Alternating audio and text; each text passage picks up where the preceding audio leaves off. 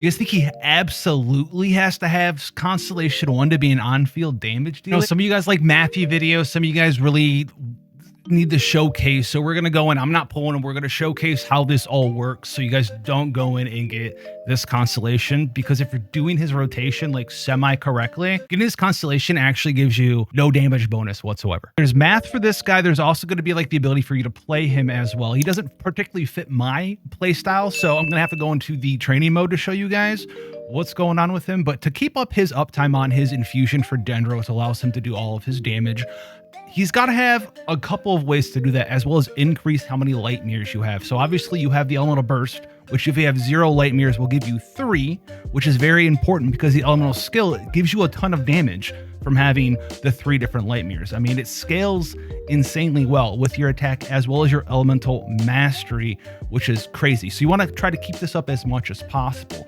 But it's not the only way you get them is the elemental burst. It's the way you want to get them initially, all 3. Then you have 2 other ways to increase them. So you have his elemental skill here, which will give you an additional light mirror.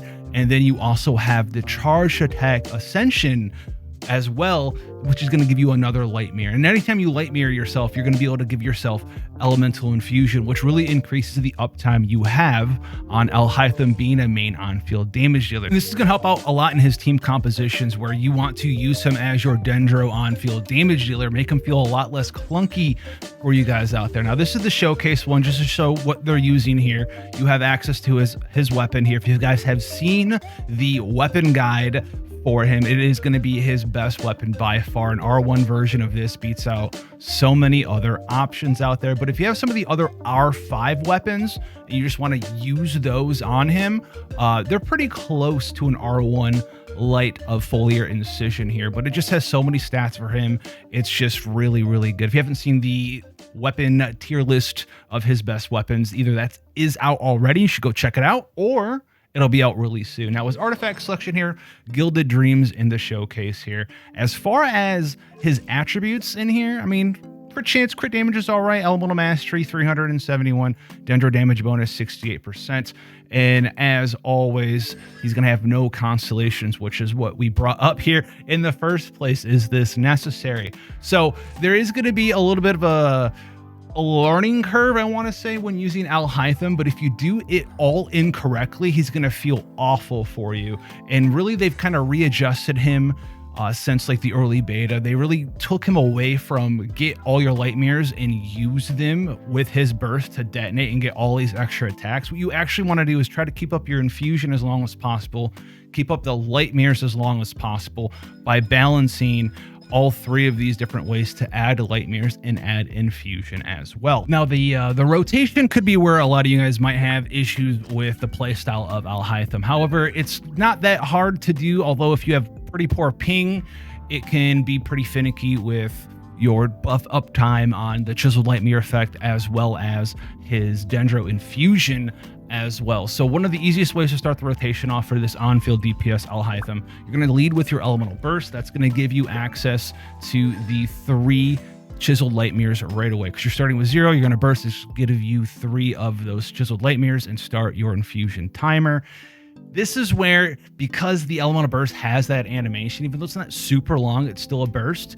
For the guys out there who have maybe not the best ping ever, maybe not the best device ever, one of the easiest ways to do this is to just elemental skill just with a tap right after you burst. It's going to kind of get back in there, buff everything up, get the light mirror going, get the dendro infusion happening again, and then you're going to go into his actual attack string of combos. Now, this is going to help you out. We're going to be moving the charge attack to the very end of the attack string, because this, well, we want to save it for more infusion and another light mirror to refresh how long we have access to it. So you're going to Q, you're going to elemental skill, and then you're just going to do 2 normal attacks and then dash to cancel that.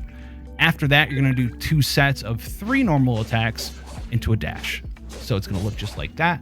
And then afterwards, you're going to do 3 sets of 2 normal attacks followed by a charge attack. So 1, 2, charge attack, 1, 2, charge attack, 1, 2, charge attack. And those charge attacks there are going to be hitting enemies. That's going to reapply that light mirror effect and that dendro infusion from your Ascension passive. And then after that's done, you can swap back into your supports and stuff. reuse your Nahida, reuse your Fischl, reuse your Kuki. Well, whoever it is that you're reusing, that's where you're going to be doing that. So it's really about maintaining that ability to apply Dendro Infusion as well as the Chiseled Light Mirrors with these 3 things. That's going to make it far easier to have him on the field and be your main damage dealer, your main Dendro applier. Now, if you're going to do it like normal, you see we don't have an elemental burst here, he'll feel pretty bad, right? If you go in here and you're just like, I'll charge attack, I'll use a skill, you're going to be doing something like this. Maybe you'll pop Fischl here, who doesn't do anything, and it feels awful, right? This looks terrible. Like, we skilled, we did some stuff. What's happening here? This looks like an absolutely awful character if you're coming in here like that. Do it again without Fischl so the fight doesn't end so long, so you can see the rotation. Yeah, we can do that. It's pretty easy. So we should be able to maintain all the uptime. So start of the rotation, you're going to drop all your support skills, your Nahida, your Fischl, your Kuki, all of that good stuff.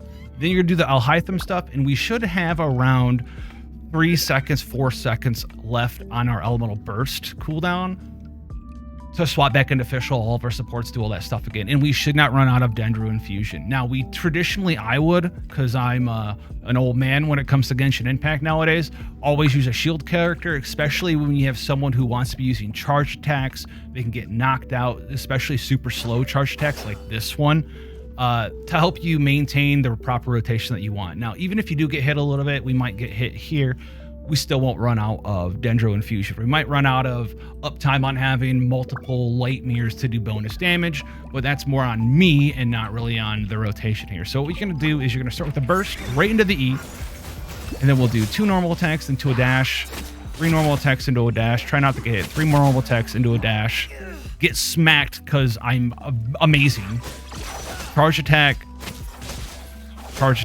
1, 2, 3, charge attack. And we have just now ran out of our Dendro Infusion, and I got hit multiple times right when the elemental burst was ready to come back up. So that's a good way for you to just kind of make sure you have the rotation that you need to make sure Alhaitham can do everything you need him to do, right? As long as you don't use the charge attack early, boom, like we have 2 light mirrors again already, and our burst is about to come back up. So you don't really need the Constellation 1 to make him an on-field damage dealer. As long as you can follow that simple rotation, he's pretty cool. If that's going to be something that you want to use, and that's super awesome for you, like you're like, I love Alhaitham, you want him to be my main on-field damage dealer, then build a team comp around him, use that rotation, and hopefully you don't get too mad at rotations like that. It's just, he's going to be a character that if you don't use him correctly, he's just going to turn into some gobbledygook, right? We started at the first fight right here in the trial mode with no burst, and he immediately lost his infusion, and he seems like a quip swap character, but he's really not. As far as the other constellations for him, now if you're a numbers person here, we can break the constellations down pretty easily. If you do the rotation like correctly, you're able to actually get a 0% damage increase on your 18-second rotation from Constellation 1. Like, you literally don't need it. It doesn't do anything for you. It's like a waste of a pity or a pull or a 5-star character in these teams with Nahida, Kuki, maybe like Zhongli, whatever. It's like a 0% damage increase because, well, it's an 18-second rotation. You're leaving and reapplying all of those support effects. So it doesn't really matter that you can like get an E off because you're saving it to reapply it in QE again. C2 here though, debate. This one from the previous tier or C0 is going to be 14% more damage increase depending on your gear, like 14, 15, maybe 13% damage increase for you there from the previous tier from 0 to 14 here. The third one here, honestly, after the C2, if you have this one, if you go up another tier, this extra 3 talent levels is only going to give you like 4 or 5%, I think it is.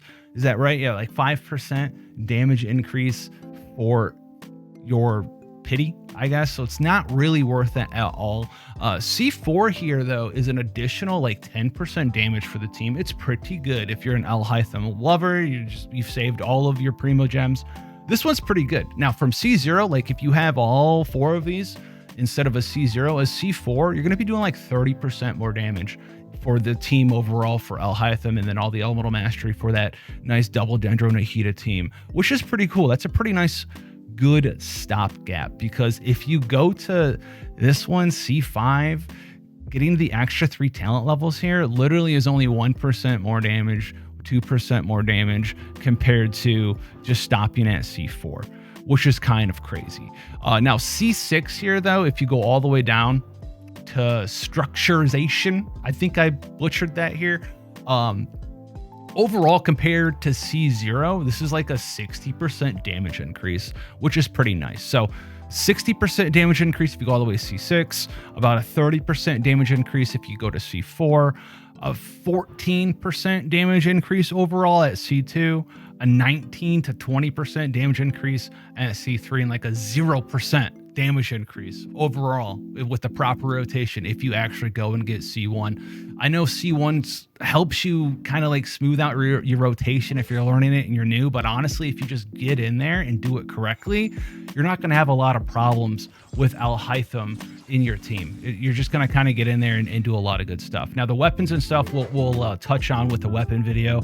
This thing, like I said, it's his best weapon by far. However, if you have some other weapons, it could be skipped because Genshin Impact, I mean, it doesn't have like super crazy difficult end game. I feel like the Abyss has been easier than it was, 6 months ago, 8 months ago, back when we had felt like 3 million HP bosses. There's some good alternatives compared to this one, like some of the minimum ones that everyone has options for, compared to an R1. An R1 light of foliar incision does like 25% more damage compared to like an R1 black sword or an iron sting at R5 that you can craft. So if you don't need like the extra 20-something% more damage, you can just literally use iron sting. You can use black sword. Those are like the 2 really good alternatives for his weapon there. But if you want to see more mathy stuff, I'll have a mathy video with his weapons for you. We'll break it down super easily for you to follow. So if this was super helpful for you guys, make sure you get on the YouTube channel when it comes up, and then make sure you actually follow whatever it is, interact in some way. That's the only way to feed the algorithm that this content will do well on the channel. That way we know what to trial in 2023. Let me know down below, and I'll see you guys in the next one.